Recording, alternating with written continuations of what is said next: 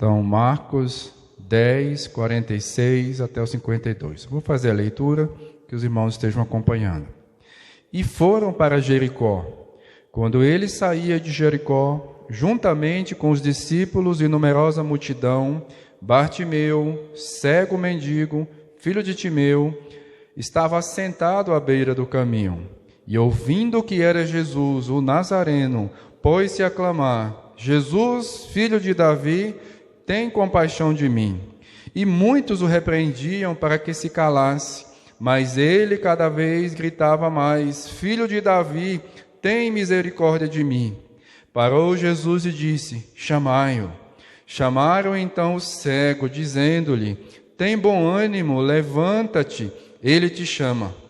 Lançando de si a capa, levantou-se de um salto e foi ter com Jesus. Perguntou-lhe Jesus: Que queres que eu te faça? Respondeu o cego: Mestre, que eu torne a ver. Então Jesus lhe disse: Vai, a tua fé te salvou. Imediatamente tornou a ver e seguia a Jesus estrada afora. Vamos orar comigo.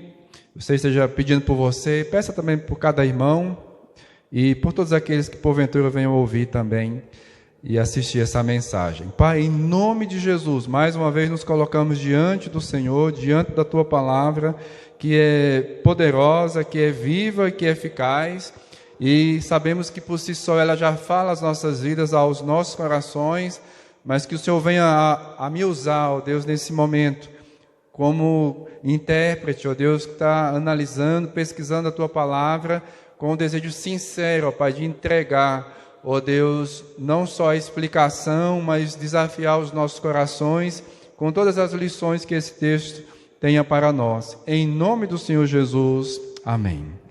Queridos, eu tenho a plena certeza que não existe coisa mais importante, mais maravilhosa neste mundo do que quando Jesus passa na vida de uma pessoa.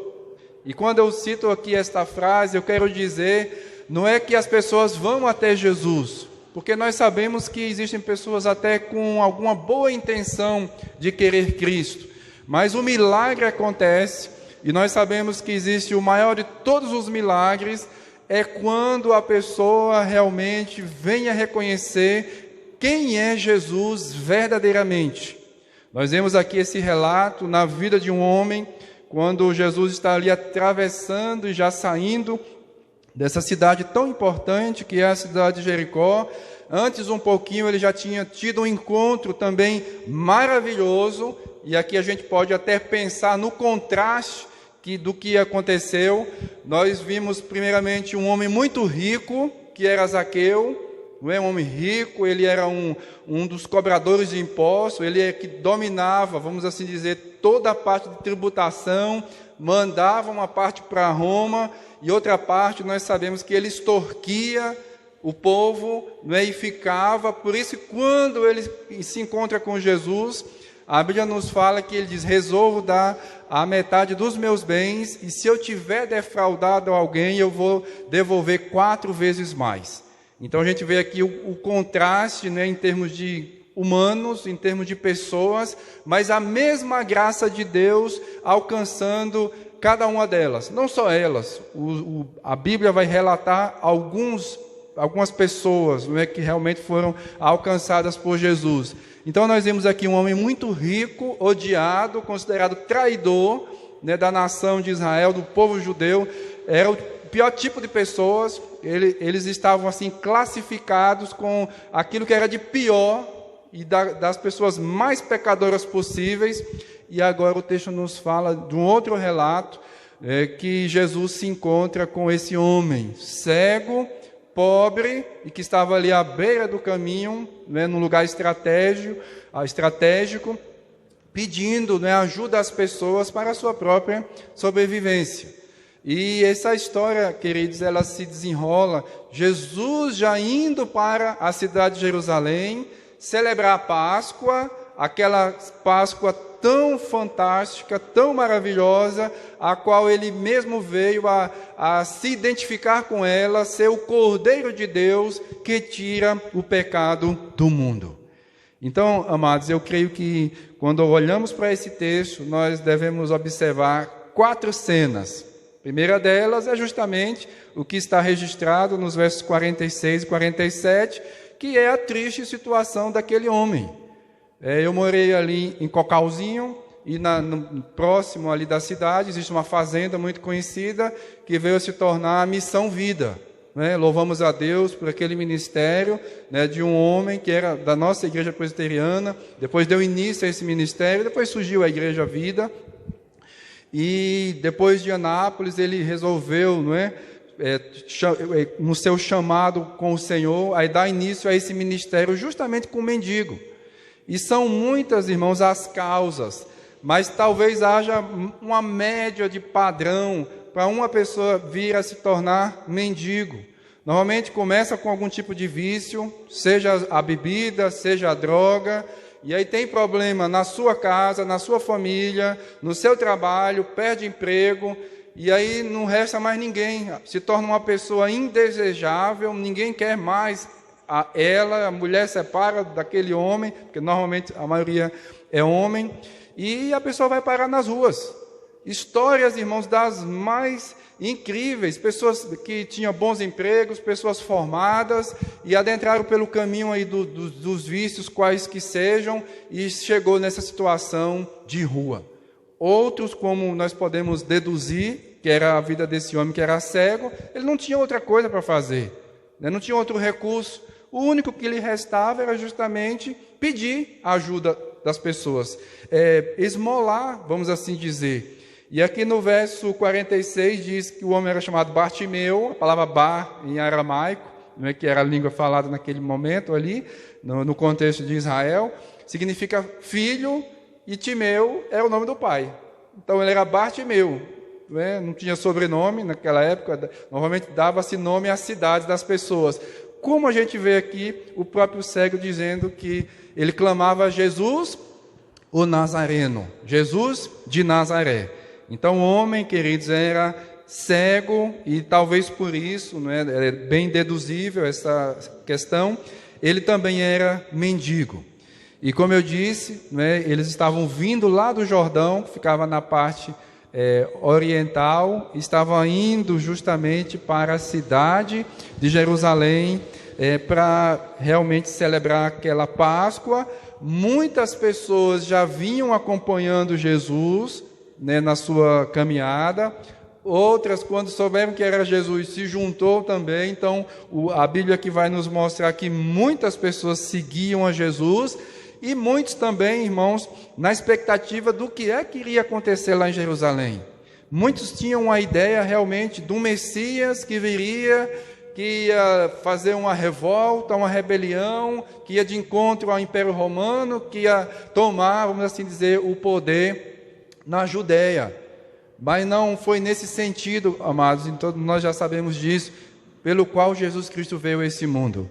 De fato, ele é o Rei dos Reis e o Senhor dos Senhores, mas não aqui no sentido humano, no sentido desse governo realmente terreno. Então havia muitas expectativas das pessoas com relação ao que ia acontecer quando Jesus chegasse lá na cidade de Jerusalém.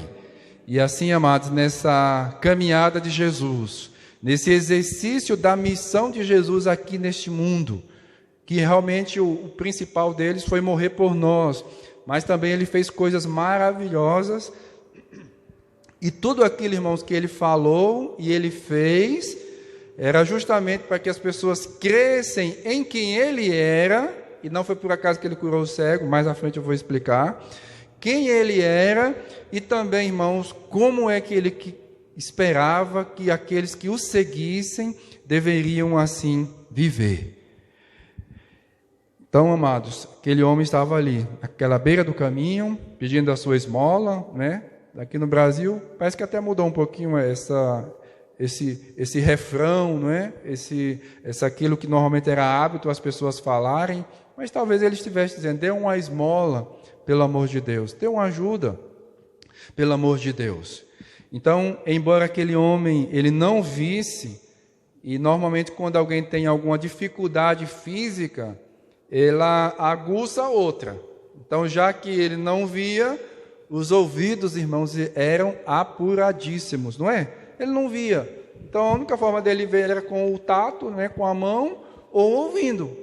Então, às vezes, nós que vemos, passamos despercebido muitas coisas. Mas quem não enxerga, irmãos, está atento, está tentando ver o máximo possível com a sua audição.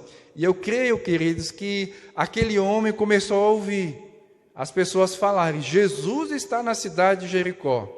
Jesus de Nazaré está passando. Esse homem está fazendo muitos milagres, porque na Bíblia, irmãos, não conta quase nada do que Jesus fez. Lá em João mesmo, no final da carta, fala que se fosse contar, registrar tudo que Jesus Cristo fez, não caberia nos livros do mundo inteiro. Por exemplo, lá em Mateus capítulo 4, Mateus capítulo 9, nós vemos ali o texto dizendo que Jesus ia passando, né, pelas cidades e povoados, curando toda sorte de doenças e enfermidades, pregando o evangelho do reino e também, amados, ensinando as coisas referentes ao reino dos céus. E a Bíblia nos mostra, irmãos, que Jesus curava todos que passavam ali à sua frente, que clamavam e suplicavam a sua bênção, eram realmente tocados por Jesus. Então a gente não tem, irmãos, noção de tudo aquilo que Jesus fez. Mas uma das coisas que ele mais fez foi justamente curar enfermidades, expulsar o demônio das pessoas e também ensinar, irmãos, as grandes verdades que Deus, pela sua graça, nos deixou aqui na sua palavra sagrada. Então o homem ouviu, Jesus está passando. E isso, irmãos, é algo assim maravilhoso. Porque quando Jesus vai saindo da cidade, ele começa a clamar. Não é isso que o texto nos fala? No verso 47, ele diz: Filho de Davi, tem compaixão de mim. Filho de Davi, tem compaixão de mim. Então, nós vemos essa percepção que ele teve, não só de alguém que fazia o bem, que realizava milagres, mas vemos aqui, queridos, que ele chama Jesus por aquilo que nós falamos, né, e entendemos que é um título do Messias prometido. Porque naquela época todo mundo já tinha uma noção que o Messias ou o Cristo, que significam a mesma coisa, que é o ungido de Deus, ele viria da descendência de Davi. E a Bíblia aqui nos fala, irmãos, que esse homem diz justamente isso: Jesus, filho de Davi. Eu não sei se ele entendia plenamente o que ele estava falando, mas ele tinha uma noção, irmão, de alguma forma, a respeito do Messias. Então, primeira cena é essa: o homem tinha um problema sério. E, ao mesmo tempo, ele teve um discernimento maravilhoso a respeito de Jesus. Segundo, o seu problema aumentou um pouco. E aí eu pensando aqui, irmãos, nessa realidade, quantas vezes acontece conosco? A gente fala assim: o negócio está ruim, mas agora vai melhorar. Aí daqui a pouco a coisa piora mais um pouco. Não acontece, irmãos? Sejamos sinceros. Acontece, eu creio que acontece com muitas pessoas. E a sua dificuldade aqui, na verdade, ela foi aumentada um pouco. No verso 48 diz: e muitos o repreendiam para que se calasse. Não é? E normalmente, irmão, quem fica falando muito, e principalmente falando alto, causa um pouco de incômodo, não é? E nós não sabemos por que as pessoas falaram isso. Certa feita, quando Jesus foi lá, nas regiões lá de Tiro e Sidom, né, uma mulher da mesma forma clamando porque a sua filha havia morrido, os discípulos queriam também barrar aquela mulher. Então nós não sabemos o porquê, não é? Quais foram os motivos que levaram as pessoas a tentar impedir o homem de gritar. Às vezes era para proteger Jesus, talvez para deixar que Jesus passasse o mais rápido possível e fosse lá para Jerusalém, ou porque ele era simplesmente um miserável que estava ali ao chão, né, porque ele estava ali pedindo, e o texto vai dizer para ele depois levantar e ter com Jesus. Então alguns achavam que eles não fosse digno de Jesus, outros podiam estar falando isso porque não estavam prontos para ouvirem aos gritos que Jesus era o Messias, não é? Tem essa hipótese também. Não, mas Jesus é uma pessoa até boa, né? Uma pessoa pode até ser considerado um profeta, mas Messias já é demais. E por causa disso, talvez, alguns estavam preocupados com o que os líderes religiosos iam pensar daquele homem dizendo que Jesus era o Messias. Então, verdade seja dita, irmãos, não sabemos bem os motivos que levaram aquelas pessoas, né, aqui o texto fala, e muitos o repreendiam para que se calasse. Então, se ele já tinha uma dificuldade, né, que era ser cego, estava ali numa situação complicada, difícil, de vida, né, no aspecto social, aí as pessoas ainda tentam impedi-lo deles chegarem até Jesus. Mas aí acontece, amados, agora na segunda parte do verso 48, algo que deve ser lição para nós. Irmãos, nós não devemos desistir. Amém ou não? Nós não devemos desistir. Nós não podemos nos dar o luxo de achar que tudo acabou se ainda a gente não morreu. Se nós morrermos, também tem solução.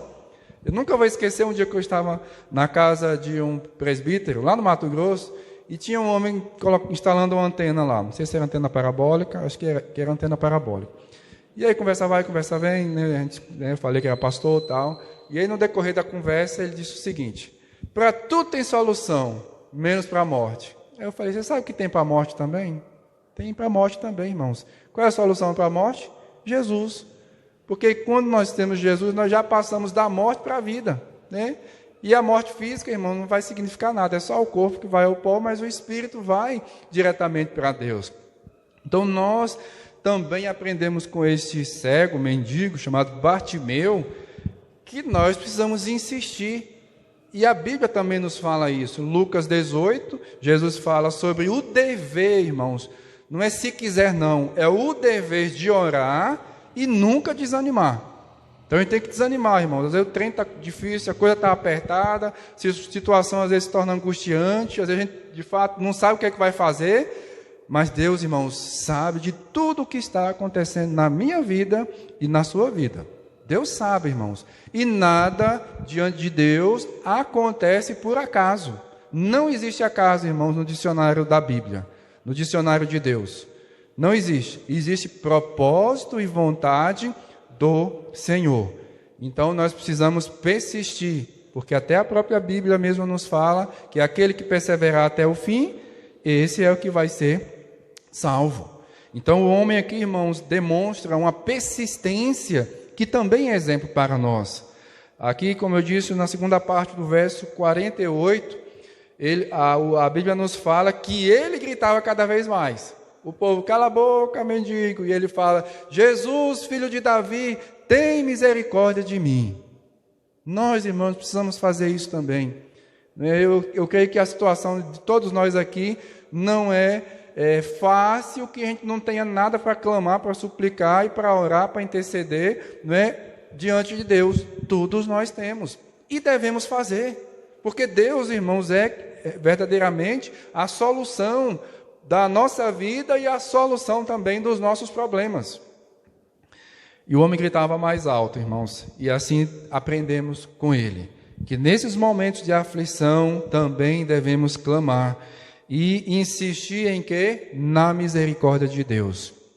2 Coríntios, capítulo 1, verso 3, nos fala sobre isso. Bendito Deus e Pai do nosso Senhor Jesus Cristo, Pai de misericórdias e Deus de toda a consolação. Ele, irmãos, é o Pai das misericórdias. É aquele que realmente tem misericórdia para ser derramada sobre as nossas vidas. Não porque mereçamos, mas simplesmente porque Ele quer. Porque essa é uma marca dele, é uma característica dele. É um dos seus atributos para nós. Então, essa aqui é a terceira cena desta história, não é? O homem naquela situação deplorável. Depois nós vimos ali uma dificuldade que ficou maior ainda, porque as pessoas queriam impedi-lo de falar com Jesus, de interceder diante dele. E aí nós vemos aqui a sua persistência, porque ele continua clamando, não é? E como nós vimos na própria Bíblia, e há outros exemplos, não é? Logo após Lucas 18, dessa descrição de Jesus que nós devemos fazer, orar e não esmorecer, Jesus conta a história, né, do juiz iníquo, e da viúva que foi também clamar diante daquele juiz. E nós sabemos, irmãos, que o nosso Deus não é um juiz iníquo, o nosso Deus é um juiz justo. E assim nós devemos interceder e suplicar e insistir diante de Deus e clamar mesmo, irmãos, abrir o nosso coração, rasgar o nosso coração diante do Senhor e suplicar e chorar, não é?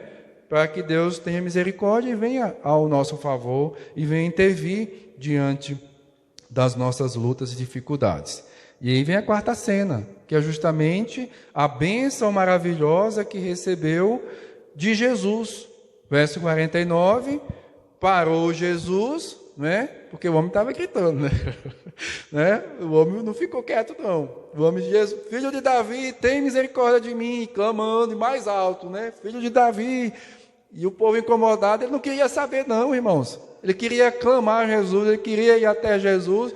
Ele entendia que aquele que podia fazer era quem? Era Jesus. Não era outro. Não era ninguém que estava ali, não era ninguém próximo a ele. Jesus é que podia resolver mesmo o seu problema maior. E aí Jesus diz, chamai-o. As pessoas então chamam o cego e diz, tenha bom ânimo, levanta-te, ele te chama. A essa palavra aqui, irmão, de Jesus, quando ele fala, chame-o, pode chamar, Bartimeu. Já mudou tudo, porque agora as pessoas entenderam que algo ia acontecer. E aí, diante dessa palavra de Jesus, eles falaram o seguinte, Bartimeu, agora você precisa se animar. Se anime, não é? Tenha coragem, tenha bom ânimo, porque Jesus te chama. Pode sair desse chão aí, se levante e pode ir em direção a Jesus. Essa expressão aqui, tem de bom ânimo, irmãos, ele te chama, é a mesma que Jesus falou para Maria. Maria, irmã de Marta, e naquela situação que seu irmão Lázaro já estava morto, não é? Já estava morto. E aí a Bíblia fala que Jesus falou para Maria, Jesus mandou o recado para Maria, ele te chama. Então, assim como Bartimeu, Maria também se encontrava em grande dificuldade, não é? Uma vez que seu irmão já havia falecido. Então, irmãos, a lição aqui já nesse aspecto é que nós também hoje, irmãos, diante das lutas, das dificuldades, das circunstâncias da vida, Ele está do nosso lado para ouvir. Ele, irmãos, quer ouvir a nossa oração. Talvez alguns cristãos até falem, mas eu não vou incomodar Deus, Deus sabe que eu sou pecador, eu acho que eu sou até indigno, não vou nem me dirigir para Deus, como é que eu vou falar com Deus? Irmãos, esse é o desejo do Senhor. Ele quer que nós nos dirijamos a Ele, não é? Porque Ele está do nosso lado. A palavra Emanuel também, que é uma referência ao Messias, não é? A gente vê lá em Isaías 7, também Isaías no capítulo 9, em vários textos, né, do livro de Isaías principalmente, quer dizer Deus conosco. Emanuel significa isso, Deus conosco, e Jesus é o Deus conosco.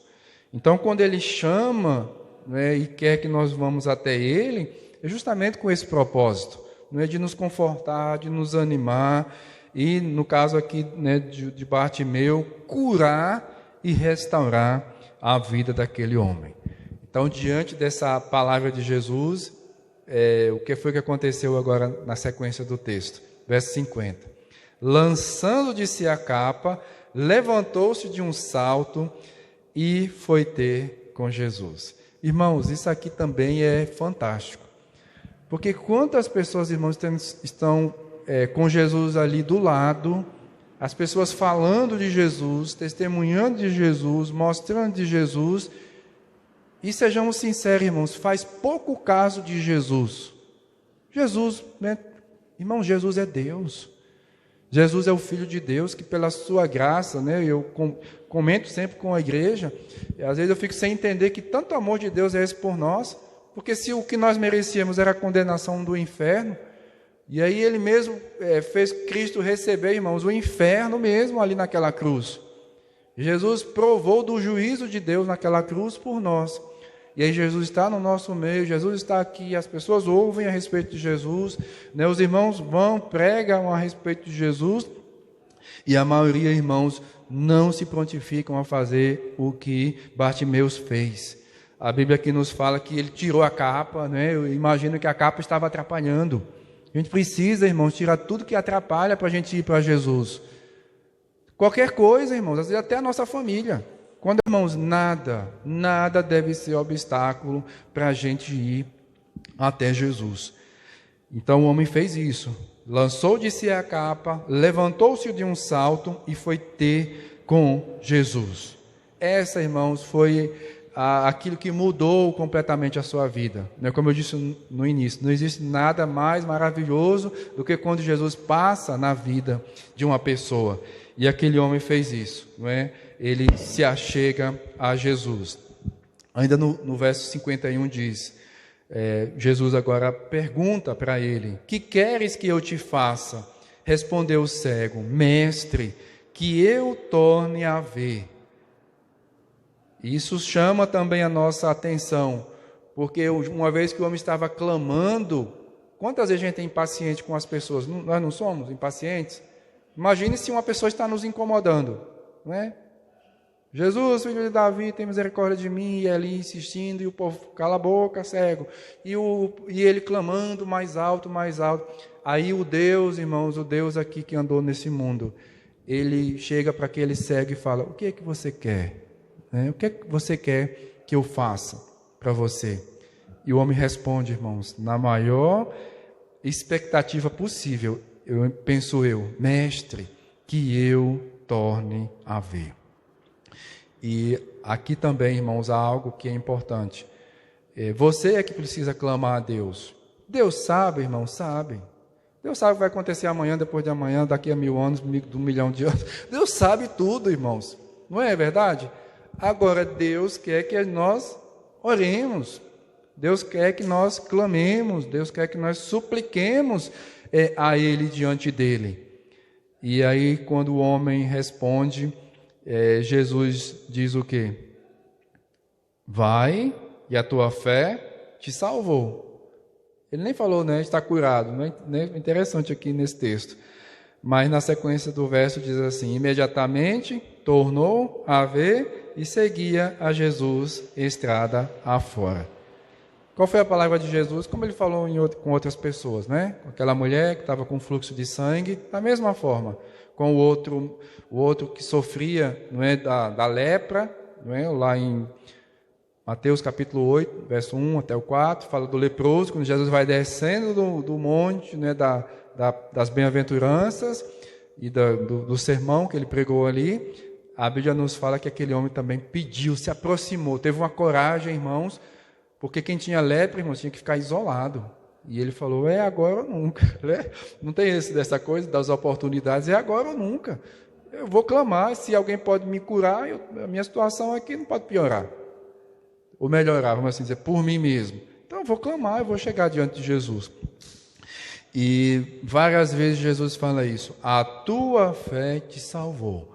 Se aquele homem clamou, é porque ele acreditava que Jesus era o Messias, e ainda que ele fala que é o mestre, né, como Jesus realmente foi e continua sendo, e Jesus fala: tua fé te salvou. E às vezes surgem as dúvidas: que fé é essa que Jesus está falando? Será que foi a fé que salva aqui só no aspecto físico? Eu creio, irmãos, que foi nos dois aspectos. Foi no aspecto do físico, que realmente ele voltou a ver, mas também, irmãos, da fé que, como nós entendemos, a fé salvadora, que é em consequência, não é, daquilo que nós podemos observar no texto, que ele continuou a seguir a Jesus. O cego, irmãos, que era desprezado, passa a ver e a seguir a Jesus juntamente com aquela grande multidão, e os outros, vendo isso, também glorificavam a Deus. Lá no relato de Lucas 18, verso 43, diz assim: imediatamente tornou a ver e seguia-o, glorificando a Deus.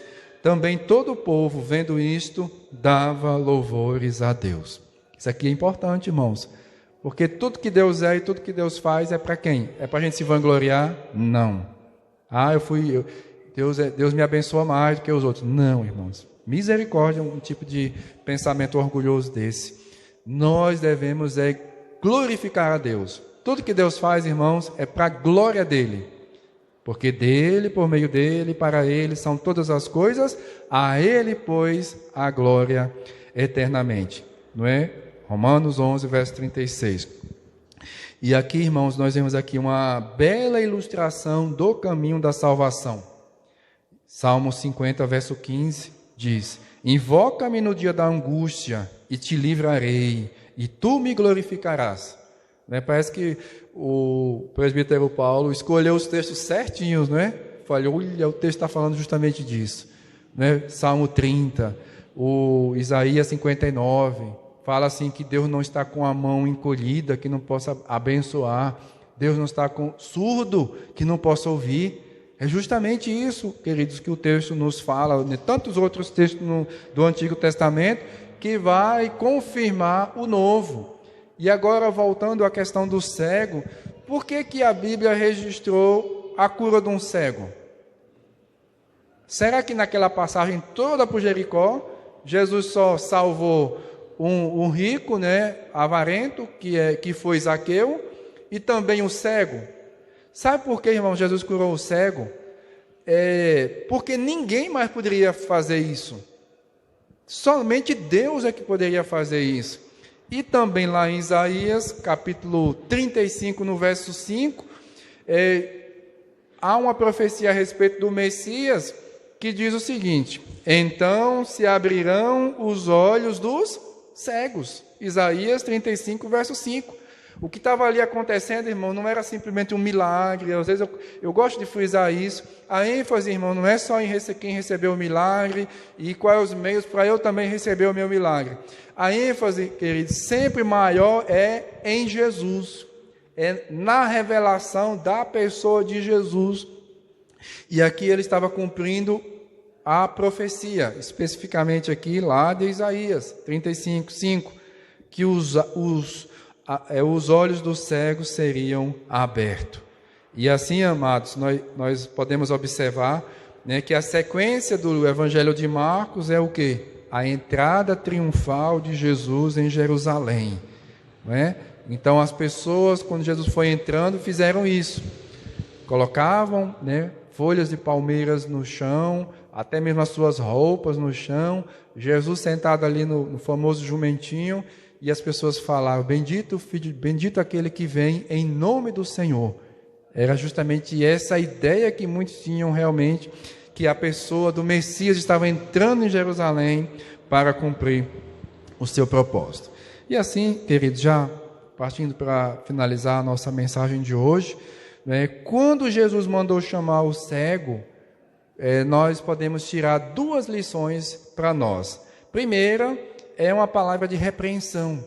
Jesus, de uma certa forma, estava repreendendo aqueles que queriam impedir Bartimeu, o cego mendigo Bartimeu, de chegar a Jesus para ajudá-lo.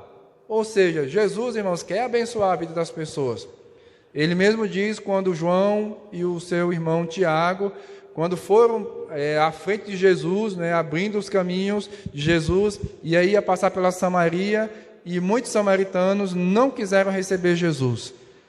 Então os dois falaram assim: Senhor, vamos fazer aquela oração poderosa, vamos mandar cair fogo do céu para destruir esses ímpios. E aí eles foram chamados Boanerges, que quer dizer filhos do trovão. E Jesus falou assim: não, o Filho do Homem não veio para destruir a alma dos homens, mas veio para salvar. Então, irmãos, a gente tem até que vigiar, para a gente não estar atrapalhando as pessoas que querem chegar a Jesus. Essa é uma verdade.